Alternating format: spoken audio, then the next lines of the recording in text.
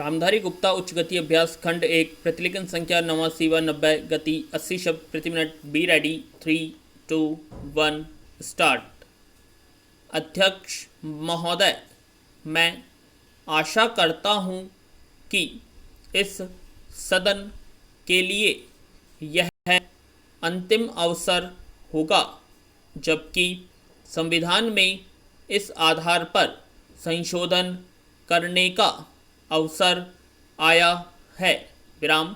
इसलिए मैं आशा करता हूँ कि इसकी जड़ में जाने के लिए हमारे सदन को और सरकार को एक हिम्मत होगी। हिम्मत की बात मैं इसलिए कह रहा हूँ कि हम में से अधिकांश लोग इसी समाज में आते हैं और हम जानते हैं कि जिनके हाथ में संपत्ति है उन्हीं के द्वारा यह अछूत और छूत का रोग फैला हुआ है विराम। यह वर्णाश्रम धर्म नहीं है, हमारे यहाँ यह धनाश्रम धर्म है, संपत्ति पर आधारित है। और इसके लिए मैं इतनी ही आशा कर लेता हूँ कि आज अभी जो देश के विभिन्न भागों में जमीन कुछ हाथों में केंद्रित है, जब तक जमीन के एकाधिकार को हम नहीं तोड़ सकेंगे, जो कुछ लोग सैकड़ों और हजारों एकड़ रखे हुए हैं, जिनमें अधिकांश सदस्य भी इस सदन में सम्मिलित हैं, तब तक यह समस्या हल नहीं होगी विराम। इसलिए मैं यह कह रहा हूँ कि सदन को भी हिम्मत होगी कि आज जिस तरह से हमने लगभग एक मत से इसको स्वीकार किया है विराम। भूमि सुधार का प्रश्न जिसकी चर्चा उठी है और हम उठाएंगे कि जो जीतने वाला है, जो खेत पर मेहनत करता है, जिससे 100% हरिजन तो हैं ही, आदिवासी भी हैं, तो जो मेहनत करता है जमीन पर उसका अधिकार होगा। सदन को यह हिम्मत होगी कि वह इस चीज को करे। पैरा, मैं यह आशा करता हूँ और नहीं होगी तो मैं समझता हूँ कि यह हमारे लिए एक ढकोसला होगा विराम। यही आग्रह मैं सभी लोगों से करता हूँ कि भूमि के प्रश्न को सुधारे बिना अछूतोद्धार नहीं होने वाला है और न राष्ट्रीय उत्थान होने वाला है विराम। मैं चाहता हूँ कि वह शांति से, इसलिए मैं यह आग्रह कर रहा हूँ विराम, नहीं तो अशांति फूटेगी।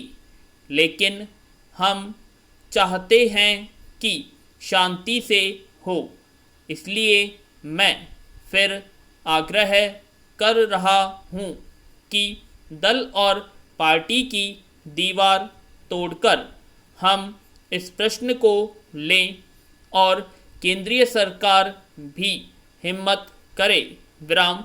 प्रधानमंत्री प्रतीक्षा में न रहें कि कुछ और लोग इधर से चले जाएंगे तो वह करेंगी, और लोग जाएंगे तो वह कठिनाई में फंस जाएगी विराम। इसीलिए मैं कह रहा हूँ कि यह अवसर है। पैरा, अध्यक्ष महोदय, वह हिम्मत करे जिससे देश में जमीन जोतने वाले को मिले और जो मेहनत नहीं करते उनसे जमीन लेकर उसका बंटवारा कर दिया जाए। विराम। मुझे आश्चर्य हुआ जब मैंने इस प्रतिवेदन को आरंभ से अंत तक देखने की कोशिश की और इसमें अंग्रेजी का इतना समर्थन मेरी समझ के बाहर की बात थी। विराम। अंग्रेजी के समर्थन के साथ रोमन लिपि तक का समर्थन किया गया है। जब हमारे संविधान में देवनागरी लिपि को राष्ट्रीय लिपि माना गया है और आज भी हिंदी देवनागरी लिपि में लिखी जाती है, मराठी देवनागरी लिपि में लिखी जाती है। अन्य भाषाएं अपनी अपनी लिपि में लिखी जाती हैं।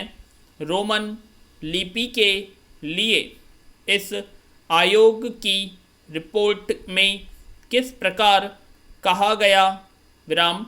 रोमन लिपि की बात कैसे इसमें आई, यह मैं कम से कम नहीं समझ पाया। विराम। पर एक बात देखने योग्य है कि अंग्रेजी का इतना समर्थन होने के बाद भी और कई विदेशी विशेषज्ञ इस आयोग के सदस्य होने पर भी अंत में उन्होंने भी माना कि अंततोगत्वा शिक्षा का माध्यम प्रादेशिक भाषाएं होंगी। विराम। आयोग को यह भी मानना पड़ेगा कि अंग्रेजी के माध्यम रहने से देश की हानि हो रही है और संसार के किसी भी देश में ऐसी स्थिति नहीं है। विराम। आयोग स्वयं इस बात को स्वीकार करता है कि इस प्रकार विदेशी भाषा के माध्यम से हमारे देश की कितनी हानि हो रही है। पैरा। मैं त्रिसूत्री भाषा फार्मूले का समर्थक हूँ। विराम। हिंदी साहित्य सम्मेलन जो हिंदी की सर्वमान्य संस्था है जिसका इस समय मैं अध्यक्ष हूँ, उस सम्मेलन ने भी त्रिभाषा फार्मूले को स्वीकार किया। विराम। यद्यपि हम यह उचित समझते थे कि द्विभाषा फार्मूला रहता एक मातृभाषा और दूसरी राष्ट्रभाषा। विराम। लेकिन हमें इस बात का भय था कि यदि द्विभाषा फार्मूला रहेगा तो मातृभाषा और अंग्रेजी रहेगी। इसलिए हमने विवश होकर, प्रेम से नहीं, उत्साह से नहीं, बल्कि लाचार होकर त्रिभाषा फार्मूला स्वीकार किया कि मातृभाषा रहे, हिंदी रहे और तीसरी भाषा अंग्रेजी का कोई भी दूसरी भाषा रह सकती है। विराम।